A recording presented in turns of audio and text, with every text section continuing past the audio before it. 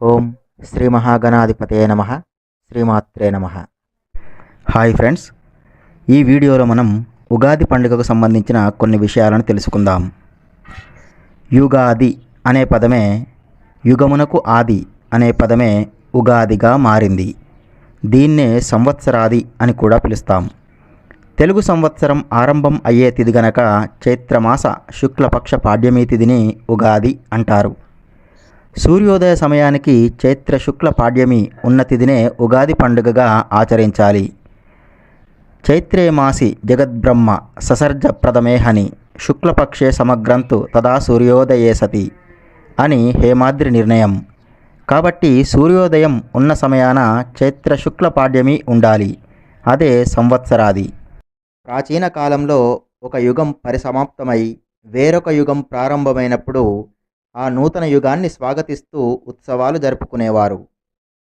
కాలక్రమంలో ఈ సాంప్రదాయం యుగాలకే కాకుండా సంవత్సరాలకు జరుపుకోవడం ప్రారంభమై యుగాది కాస్త ఉగాదిగా మారింది.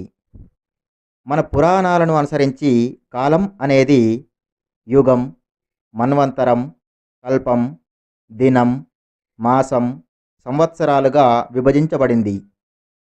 దినం అనేది మళ్ళీ గడియలు, విగడియలు, లిప్తలు, నిమిషాలుగా విభజించబడింది. 71 మహాయుగాలు ఒక మన్వంతరం, 14 మన్వంతరాలు ఒక కల్పం. ఒక కల్పం అంటే బ్రహ్మకి ఒక పగలు, 2 కల్పాలు బ్రహ్మకి ఒక రోజు. యుగాలు 4. అవి 1 కృతయుగం, 2వది త్రేతాయుగం, 3వది ద్వాపరయుగం, 4వది కలియుగం. ఈ 4 యుగాల కాలాన్ని మొత్తం కలిపి ఒక మహాయుగం అని అంటారు.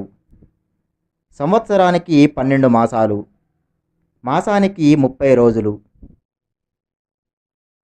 మాసానికి అలాగే 4 వారాలు, ఒక్కో వారానికి 7 రోజులు. ఈ విధంగా ఉపవిభజన చేసి 60 సంవత్సరాలను ఒక ప్రమాణంగా తీసుకుని వాటికి ప్రభవ, విభవ అంటూ 60 పేర్లు పెట్టడం జరిగింది. చైత్రమాస శుక్లపక్ష పాడ్యమి తిథినే బ్రహ్మగారు సృష్టి చేయడం మొదలుపెట్టారు. ఈ సంవత్సరాది అయిన ఉగాది రోజున ఏమి చేస్తే సంవత్సరం పొడవునా అదే చేస్తాము అనే ఒక నమ్మకం మన తెలుగువారికి ఉంది. అందువల్ల ఉగాది రోజున సత్ప్రవర్తనతో మెలగడం, పెద్దల పట్ల గౌరవ మర్యాదలు కలిగి ఉండడం, భగవంతుడిపై భక్తి కలిగి ఉండడం లాంటి మొదలైన మంచి ప్రవర్తనలతో ఉండడం చేస్తారు. ఈ ఉగాది రోజున మనం ఆచరించాల్సినటువంటి విధి విధానాలు ఏమిటో ఇప్పుడు చెప్పుకుందాం. ఈ ఉగాది రోజున సూర్యోదయానికన్నా ముందుగానే నిద్రలేచి కాలకృత్యాలు తీర్చుకోవాలి. ఇంటిని శుభ్రపరచుకోవాలి. ఈ రోజున నువ్వుల నూనెతో తలపై నుండి శరీరం అంతా కూడా రాసుకొని ఒక 15 నిమిషాలు ఆగిన తర్వాత నలుగు పిండి పూసుకొని కుంకుడుకాయ పులుసుతో తలంటు స్నానం చేయాలి. ఇలా స్నానం చేయడం వల్ల ఆయుష్ పెరుగుతుంది. ఆ తర్వాత పూజా గదిలోకి వెళ్ళి నుదుటిన సింధూరం లేదా విభూది ధరించాలి. ఈ రోజున నూతన వస్త్రాలను ధరించాలి. దేవీ దేవతలని పూజించాలి. ముందుగా గణపతిని పూజించాలి. ఈ రోజున లక్ష్మీ పూజ చేయాలి. లక్ష్మీదేవి చిత్రపటం లేదా విగ్రహాన్ని పెట్టుకోవాలి. విగ్రహం ఉన్నట్లయితే అభిషేకం కూడా చేయాలి.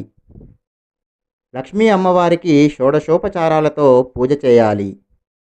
అమ్మవారిని తెల్లని పువ్వులు, ఎర్రని మందారాలు, పసుపు రంగు పువ్వులతో లక్ష్మీ అమ్మవారిని పూజిస్తే సకల సంపదలు లభిస్తాయి.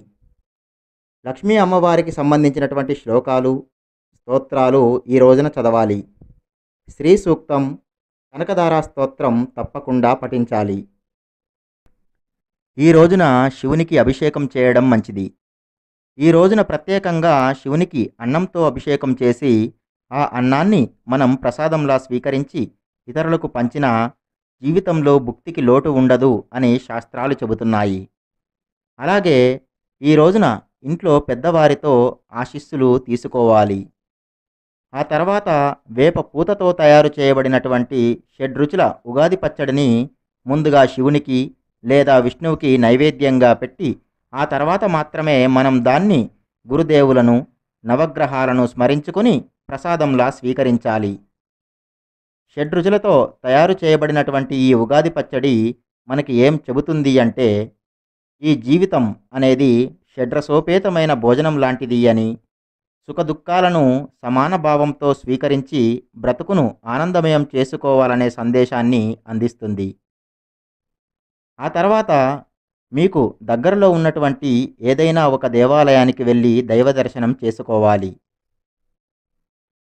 ఈ రోజున మీ మిత్రులకు, బంధువులకు నూతన తెలుగు సంవత్సరాది శుభాకాంక్షలు తెలియజేయాలి. ఈ రోజున నదీ స్నానం చేయడం చాలా మంచిది. ఒకవేళ నది స్నానం చేయలేనటువంటి వారు కాసిన్ని ఆవు పాలను స్నానం చేసేటువంటి నీటిలో వేసుకొని స్నానం చేసిన గంగా స్నాన ఫలితాన్ని పొందవచ్చు. ఈ రోజున తప్పకుండా పంచాంగంని పండితులు చెప్తూ ఉంటే వినాలి. పంచాంగం చెప్పినటువంటి పండితుడికి నమస్కారం చేసి వీలున్నంత దక్షిణ ఇవ్వండి. ఈ రోజున పేదవారికి, అదములకి, కుక్కలకి, పశువులకి ఆహారాన్ని పెట్టండి. ఈ రోజున గోవులని పూజించండి. వాటికి గడ్డిని ఆహారంగా వేయండి. ఆవు చుట్టూ ప్రదక్షిణ చేయండి. ఈ రోజున స్కాంద పురాణం కానీ, మత్స్య పురాణం కానీ పండితులకి దానం ఇవ్వండి. ఇలా ఈ 2 పురాణాలను దానం చేసినట్లయితే పునర్జన్మ ఉండదు అని శాస్త్రం. ఈ రోజున తల్లిదండ్రుల మరియు పెద్దల ఆశీర్వాదం తప్పకుండా తీసుకోవాలి. ఈ వీడియో మీకు గనక నచ్చినట్లయితే ఈ వీడియోని లైక్ చేయండి, కామెంట్ చేయండి, షేర్ చేయండి. అలాగే మా ఛానల్ని సబ్స్క్రైబ్ చేసుకొని పక్కనే ఉన్నటువంటి బెల్ సింబల్ని నొక్కి ఆల్ అనే ఆప్షన్ని ఎంచుకోండి. ఈ వీడియోని చూసినందుకు మీకు ధన్యవాదాలు.